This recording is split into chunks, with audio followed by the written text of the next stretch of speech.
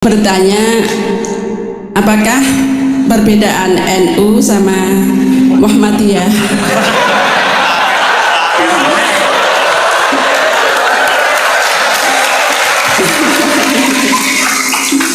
Tadi kan dijabarkan, terus dalam sholat subuh itu kan ada yang pakai doa kunut, ada yang enggak. Tolong jabarkan. Wassalamualaikum warahmatullahi wabarakatuh. Waalaikumsalam. Apakah ada yang ingin bertanya? Singkat, padat, sebutkan nama. Tanah dulu ya. Ya. Tiga ya? Tiga aja ya. Satu. Sini dua. Satu lagi dari Ahmad. Ya Ibu ya. Ya. Silakan. Satu sana ya. Ya, maju aja, maju, mikrofonnya. Ya.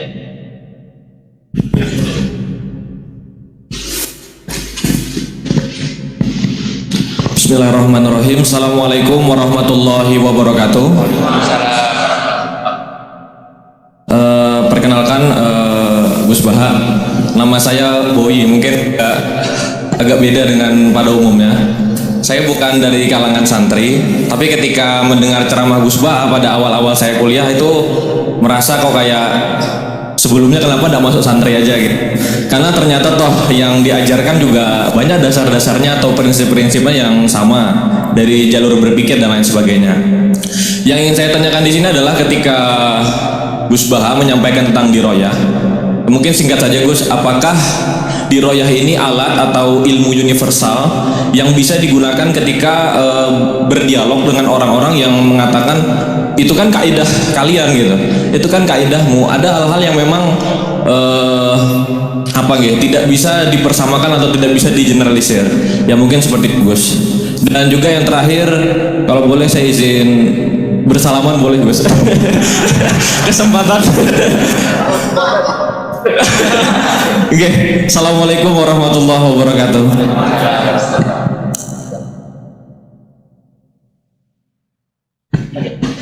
Baik, kita kumpulkan dulu satu lagi ya.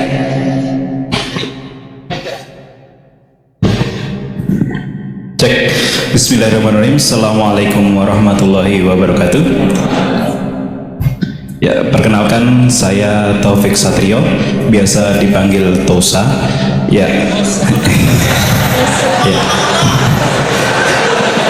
Singkatan. Baik, langsung saja mungkin untuk pertanyaannya. Di yaumil akhir nanti kan ada yang namanya yaumil mizan, itu pertimbangan gitu kan. Nah, itu bagaimana kalau timbangannya itu sama, artinya seimbang? Apakah itu nanti akan berada di tengah-tengah antara surga dan neraka atau seperti apa? Kemudian yang kedua itu terkait dengan perbuatan buruk ke orang lain. Ketika kita berbuat buruk ke orang lain itu kan kita istilahnya zalim kepada orang lain. Tapi di lain sisi itu secara zahir kan seperti itu. Tapi di lain sisi di akhirat itu kan kalau secara pahala kita itu membantu orang lain mendapatkan pahala. Nah.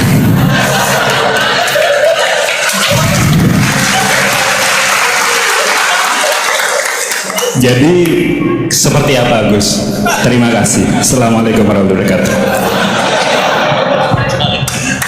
Terima kasih Mas Tosa ya. Silakan Ibu ya. Ada ya ini. Pada dari dulu. Assalamualaikum warahmatullahi wabarakatuh. Perkenalkan saya Nazullah Hasanah. Mau bertanya, apakah perbedaan NU sama Muhammadiyah?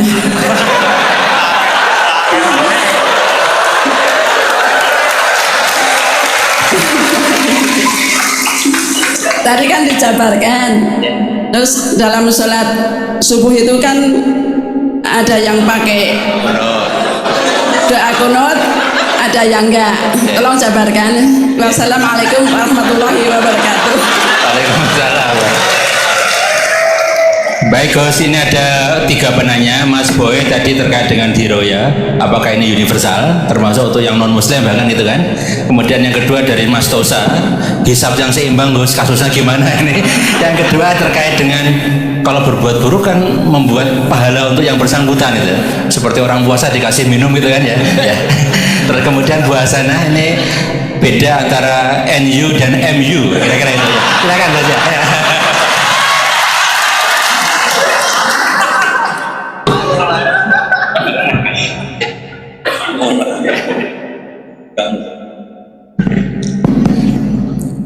Bismillahirrahmanirrahim. Sebelum saya jawab, saya senang kalian semua senang dengan sesuatu yang taat itu. Banyak orang untuk senang nunggu maksiat dulu. Mungkin melihat perempuan yang tidak mahram, melihat sesuatu yang maksiat. Jadi ini spesial. Majelis ilmu tapi apa? Senang. Ini sesuai rencana Tuhan lah. Seorang itu senang dengan taat, senang dengan ilmu. Ini luar biasa, no? Luar biasa. Tadi pertanyaannya kalau diroya, jadi Islam itu agama untuk logika objektif. Jadi diroya itu ya global, universal. Misalnya saya beri contoh Tuhan yang satu. Itu dulu, saya ulang lagi, dulu itu ada imam namanya Imam Amudi. Itu pengajar matematika, Mas Boy. Pengajar matematika. Itu kan nggak lazim, tapi kiai kok pengajar apa? Singkat cerita, ini cerita keramat. Kalau kalian nggak paham ya keramat sendiri. Jangan nggak paham menentang. Singkat cerita, di antara keramat beliau itu Allah itu nyuruh para malaikat disuruh ngaji matematika, ngaji tauhid, tapi disebut sama Allah ngaji matematika. Ternyata apa? Cara ngajarkan gini. Misalnya ngajarkan di titik angka 2, 3 sampai 1 miliar 1 triliun. Nisbatus naini ila ma la nihayatalah, itu nisbatul fard asli.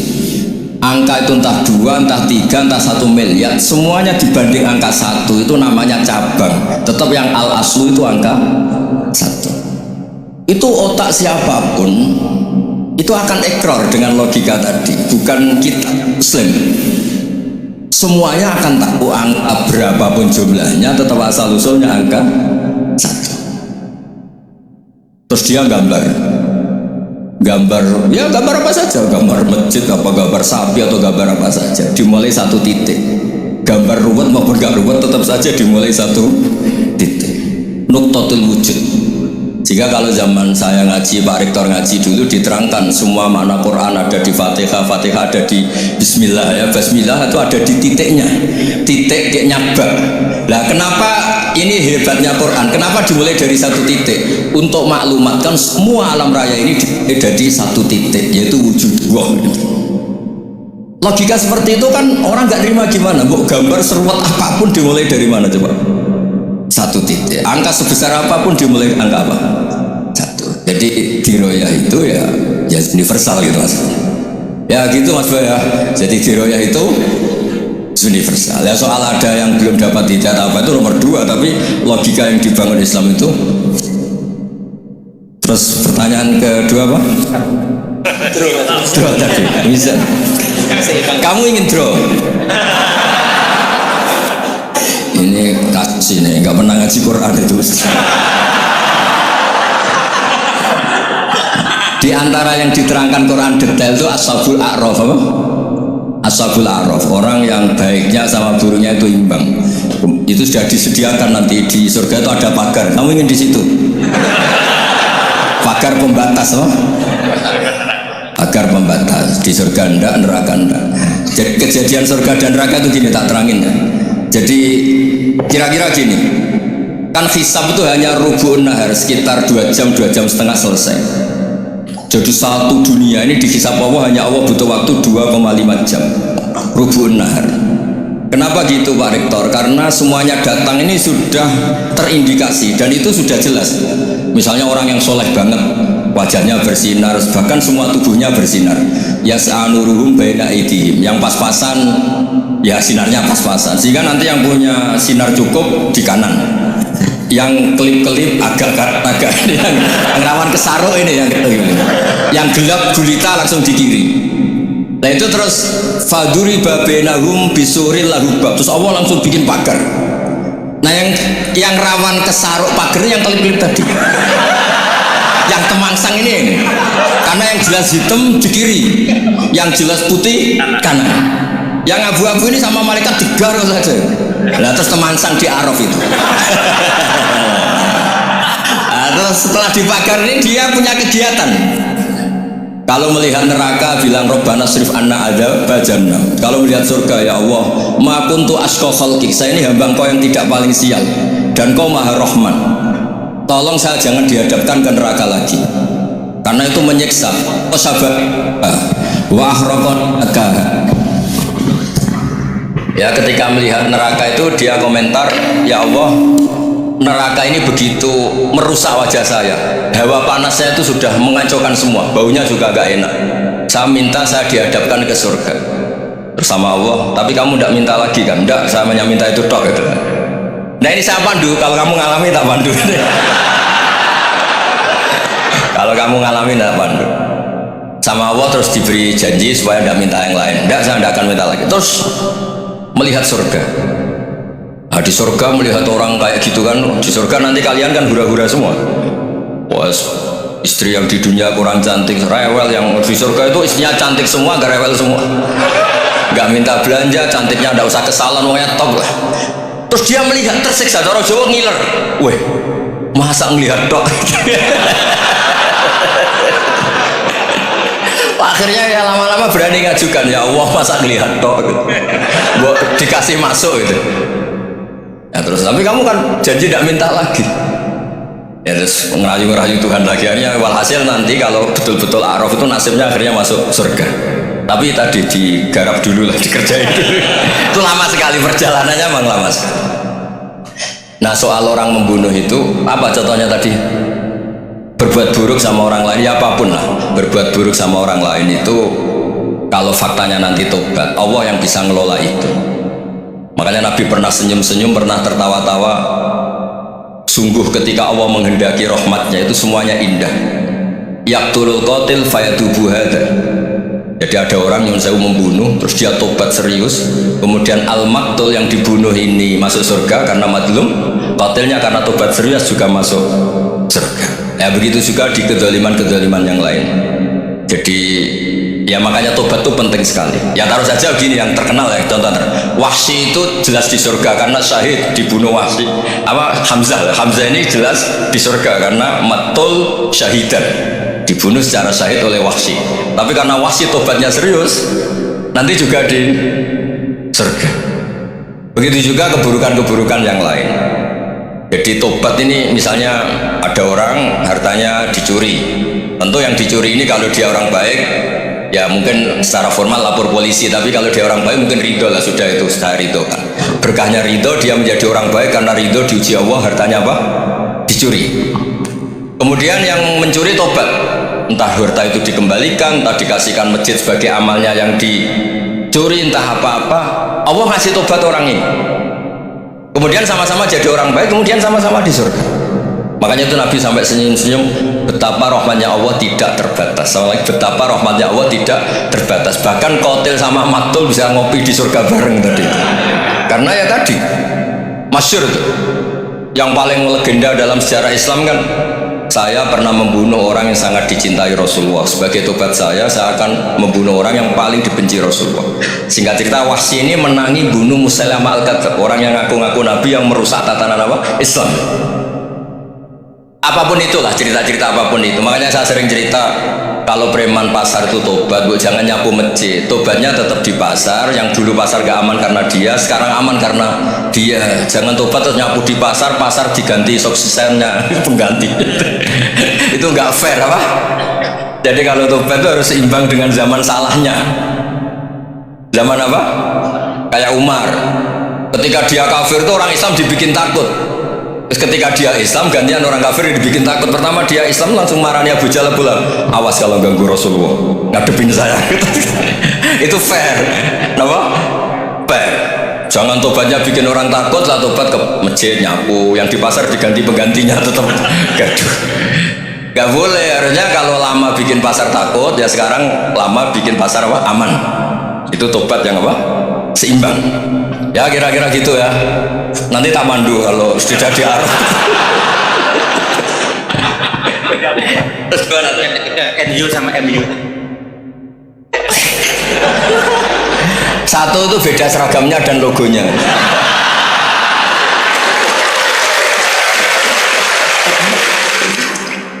Kedua, nama ketua umumnya.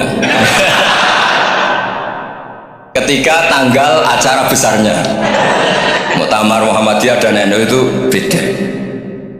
Sudah beda satu abadnya. Tentu dulu Muhammadiyah.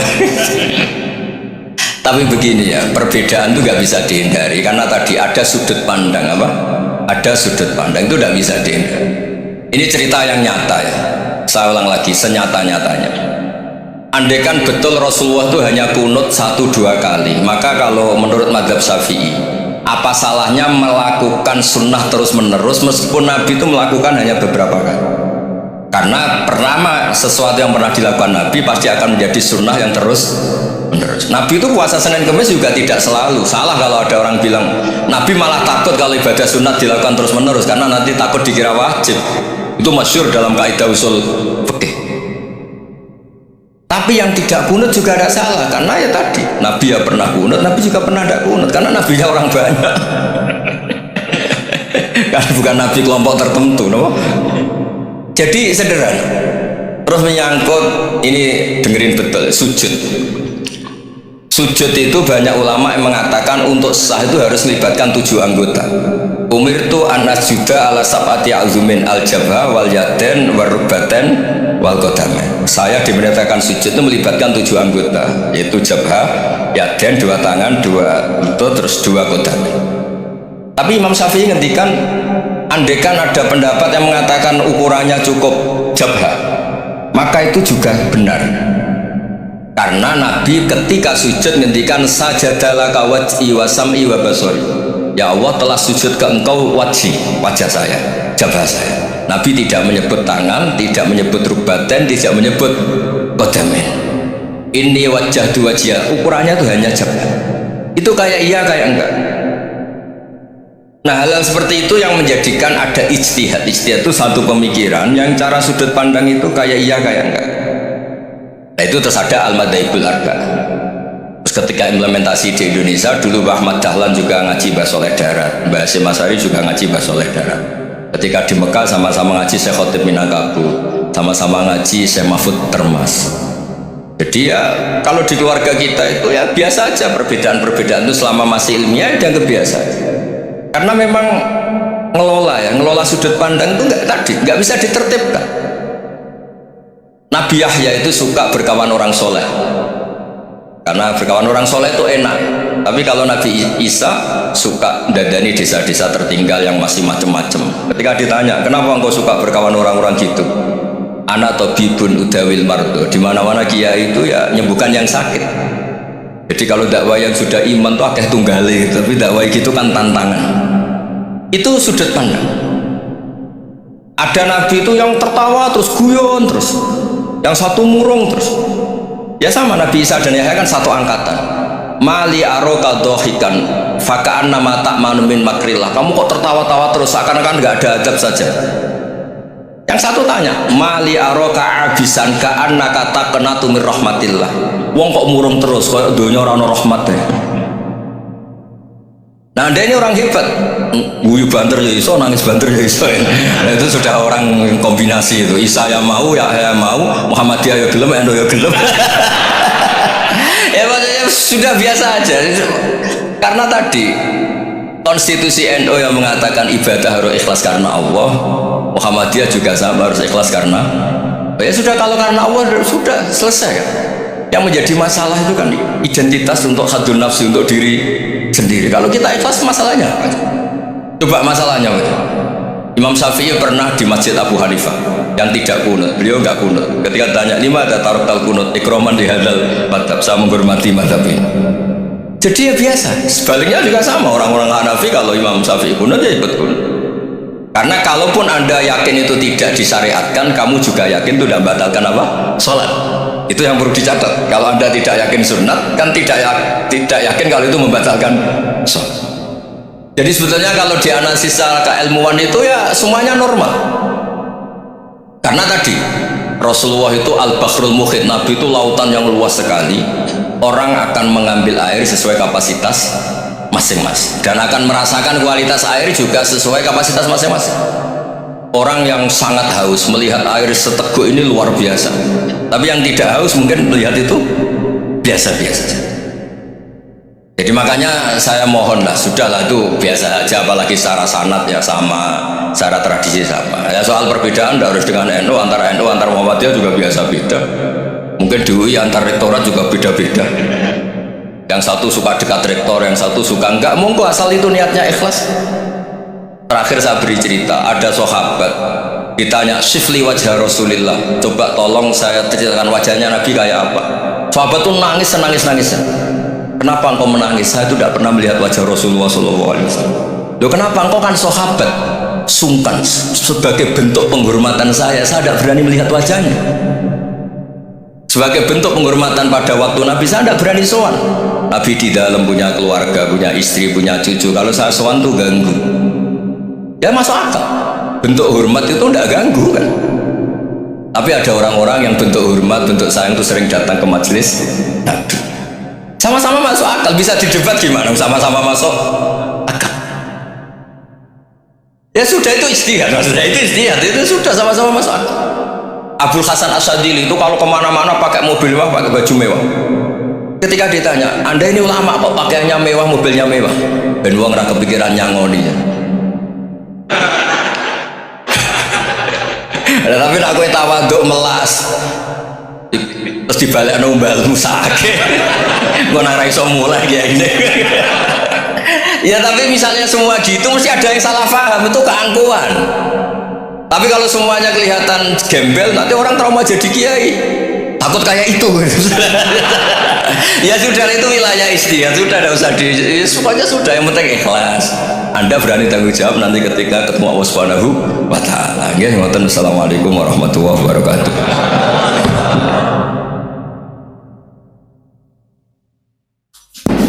Baik, terima kasih Pak Bapak. Kita syukuri bersama para jamaah dengan alhamdulillah.